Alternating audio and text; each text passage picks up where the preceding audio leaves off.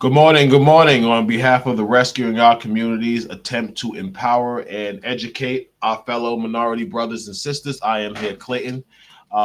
Here on behalf of Operation Rock, just for a brief morning interlude into equality, into the rights of victims, into the rights of minorities, etc.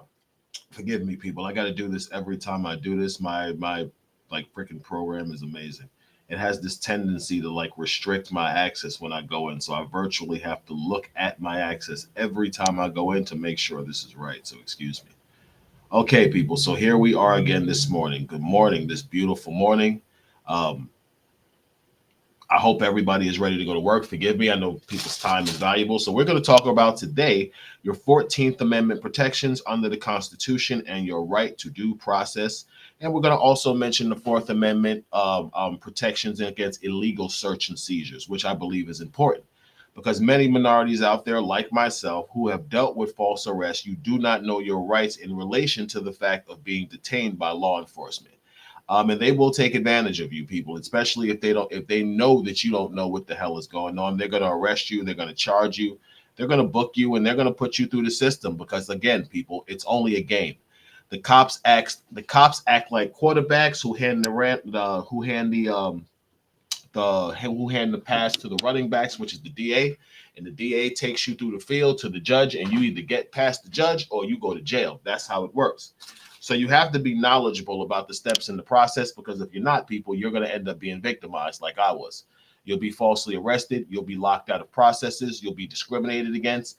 And you'll be discriminated against because you're a minority. And the objective of these law enforcement agencies is to suppress minority men. That is the truth. They damage minority women also. But if there's a situation where they have to choose between a minority man and a minority woman, they're going to pick the woman because the objective of the powers to be, the racists and bigots in power, is to suppress strong minority men. I strongly believe that.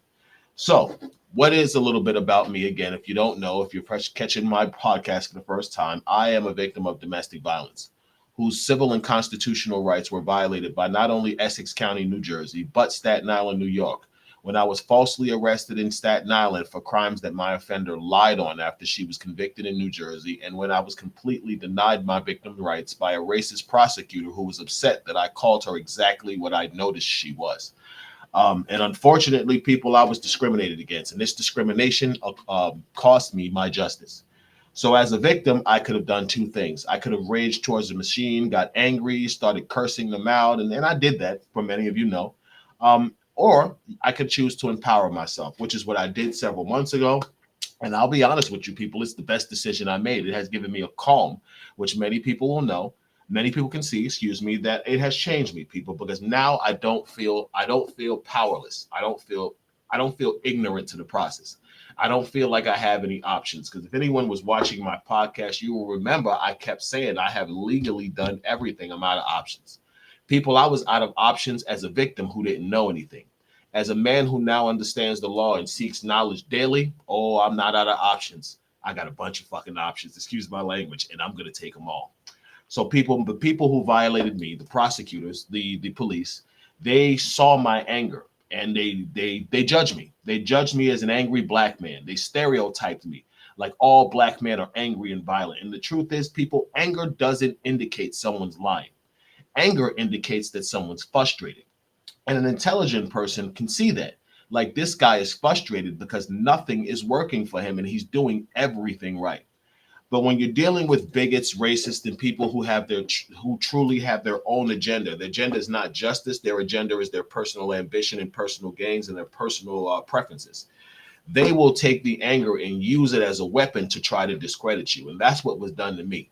It was done to me by a local pastor on Staten Island, New York, Victor Brown, when he allowed my ex-girlfriend and offender, Francina Evans, to lie on my dead mother and accuse me of beating and assaulting my mother and having an order of protection against her.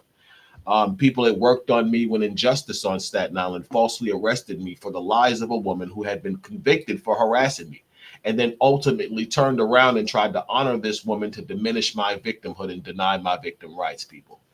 This took me to a place, people, where it was horrible. But in that place, people, through the journey, through the storm of becoming the person that sits before you, I realized a couple of things that's important. The most important thing for any victim I can say is that you have to go for your rights. Do not rely on these prosecutors and cops to defend you, because the truth is they're people. And this is not to call them I'm actually going to do something right now, and I'm not going to insult them, because I insult the racists and bigots who violated me, because they are worthy of insults. They're low level pieces of crap. So they have lost my respect in the fact that they have violated my respect by violating my rights. This is why you may hear me refer to this prosecutor who violated my victim rights as a fat piece of shit, because she is. This is why you hear me refer to several people and villainize them, because the First Amendment of the Constitution gives me the legal authority to villainize someone who has wronged me. And people, if someone has caused you financial damages, emotional damages, social damages, if someone has intentionally withheld protections from you based off the color of your skin, your sex, or any other factor that is discriminatory in violation of your right, therefore causing you more emotional, financial, or social distress, then they have become a villain in your life. In my case, Victor Brown of Staten Island, for those of you who are from Staten Island, he is a villain in my life. He is my enemy. Michael McMahon, the racist district attorney who allowed me to be falsely prosecuted for things I never did, people, he is a villain in my life. People, Detective Joseph Quirk, who falsely arrested me knowing that Francina Evans had been convicted 4 days before his complaint, he became a villain in my life. People, this prosecutor who lied on me and who totally violated my victim rights became a villain in my life, which they did that. And the problem with these arrogant law enforcement officials, they think their job makes them like feudal lords or kings. Your job doesn't grant you royalty because you got a job in law enforcement. You're not the Lord of Stapleton because you're a detective in the NYPD 120 precinct. No, homie, you're a regular dude with a badge. District attorney, you don't become the Duke of Nottingham just because you were elected to district attorney. No, you're an elected representative of the people of New York and Staten Island who has been sworn to uphold justice and protect the rights of victims. Now, if a victim can step forward and show contradictory evidence that one definitively shows that the office of the district attorney is violating the rights of a victim they are ignoring, that's a problem, people. And when you can speak the truth and you can tell problems about the events going on in these organizations that try to create lies like they're there for the people and there for social justice people, you become a problem because you're the one who can tell the truth about the corruption in the organization. So people, again, as I've said before, I'm in incredible danger because I have chosen powerful enemies, because unfortunately my enemies have given me no choice but to stand up to them. See, people, when you've never been a coward, the problem becomes that you come across people sometime and you're not afraid of them. And then it's in that not being afraid of them, it's in that not being afraid of people who are stronger than you that I believe true heroes are born.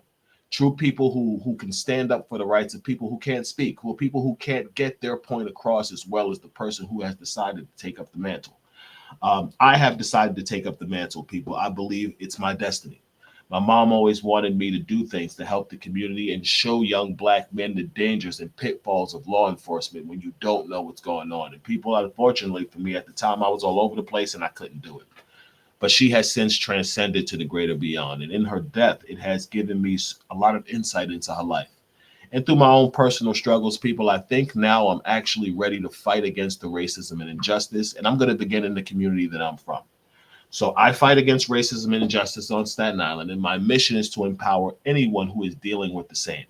If you have ever been falsely arrested, the main thing that the officers in the 120 precinct, the 123 precinct, the 122 precinct, the 121 precinct, and I think it's one more on Staten Island need is something called probable cause. Now, probable cause is so broad, people. The truth is the police virtually have unlimited power to arrest you. But if you can prove that probable cause didn't exist or was created by the officer just to get you arrested, people, then you have what's called a civil lawsuit. I'm going to talk more about that in my next broadcast, but I believe that that piece of information, along with what I said, might be enough to begin this journey into empowering young men and young women into knowing your rights.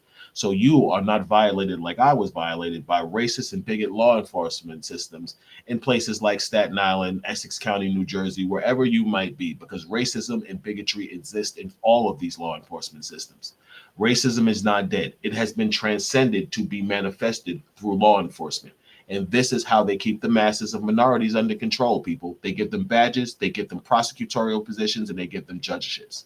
And people, we need to fight that. So on behalf of Operation Rock, this is Clayton. Stay tuned for more content on social justice and empowering the community, people, because we need change. We need honest change by honest people who want to empower and help our communities, not bigots, not racists, and not sellouts.